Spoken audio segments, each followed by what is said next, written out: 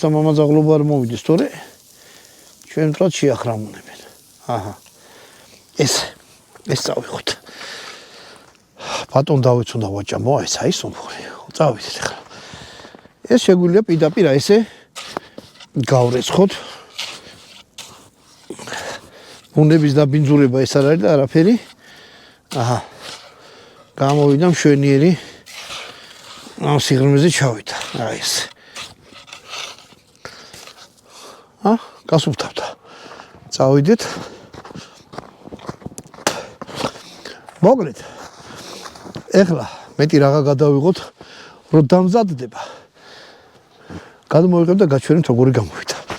გადშევანო. ძაღლებსაც ვაჭამეთ, წეღან ძვალი და ჯიგრემა ჭამეს. მოდი აბა ვნახოთ. აი ესეთი გამოვიდა.